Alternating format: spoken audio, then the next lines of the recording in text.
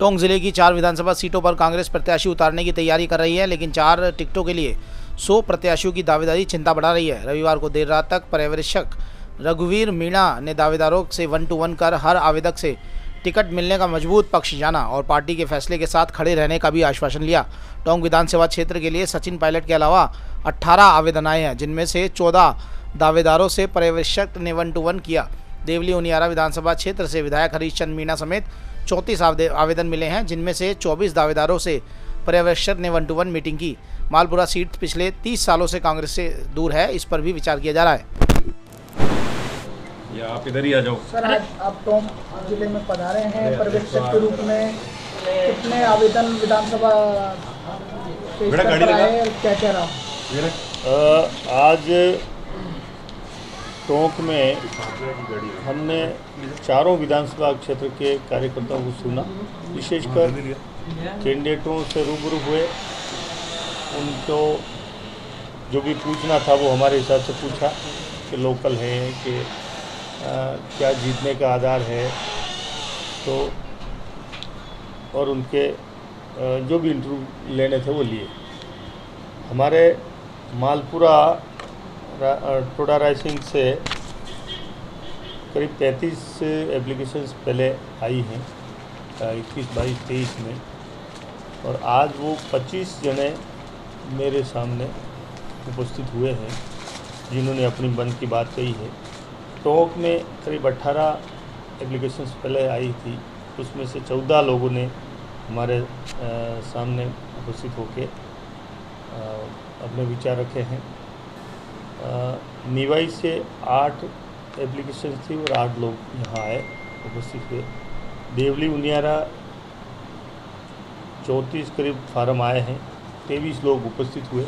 इस तरह से उम्मीदवार, ये जो मैंने संख्या बताई, ये उम्मीदवारों ने अपना अपना प्रार्थना पत्र दिए थे और स्वयं भी साक्षात्कार में उपस्थित हुए हैं। और ये कह सकता हूँ कि सभी कार्यकर्ता जो उनके समर्थन में भी थे, सब कुछ थे, बड़ा शालीनता से अपनी बात कही है, किसी ने कुछ बात नहीं कही। मोटे तौर पे ये बात सामने आई है कि यहाँ से चूँकि हमारे राष्ट्रीय स्तर के लीडर हैं और यहाँ से विधायक भी हैं सचिन पायलट साहब, उनकी डिमांड टोंक से ज़्यादा है और एक बड़े प्रतिनिधिमंडल ने मुझे ज्ञापन देके ये कहा है कि उनसे कहा जाए उनको टिकट यहाँ से दिया जाए, ताकि पूरे ज़िले में और आसपास के क्षेत्र में निश्चित तौर पे काफ़ी मदद मिलेगी पार्टी को।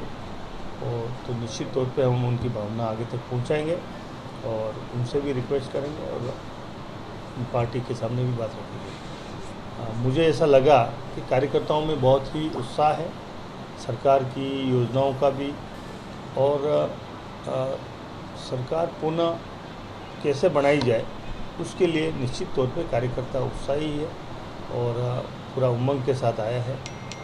सब ने अपने अपने विचार जो रखे हैं पार्टी के इंटरेस्ट में रखे हैं और किसी भी तरह से कोई विवाद वाली बात यहाँ लगी नहीं है, हमारे लिए अच्छी बात है।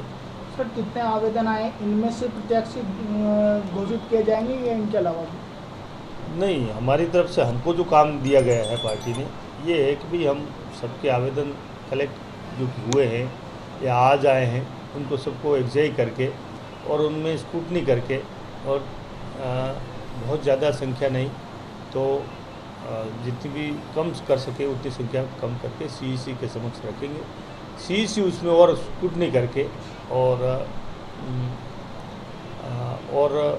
2 करें, 1 करें, 3 करें, जो भी हो, तो कम से कम जो उम्मीदवार होंगे जहां कोई विवाद नहीं होगा, सिंगल नाम होंगे या कोई विवाद नहीं होगा, वो टिकट जैसा पार्टी का मूड है कि सितंबर में अनाउंस कर दिया जाए, आधे से 15 सितंबर के पहले भी कर सकते हैं, जैसा भी है वो हाईकमान को देखना है कब करेंगे।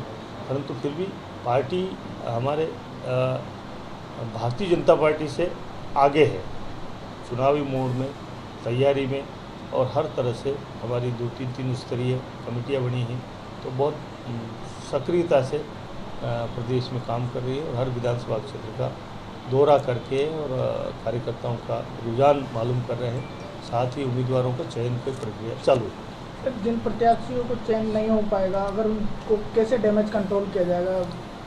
देखो, लोकतंत्र में ये परंपरा है, उसी परंपरा के निर्वहन करते हुए ब्लॉक अध्यक्ष के माध्यम से, ब्लॉक अध्यक्ष, फिर जिला अध्यक्ष, फिर प्रदेश, इस तरह से एक कार्यकर्ताओं को ये लगना चाहिए हमसे पूछ के तय कर रहे हैं।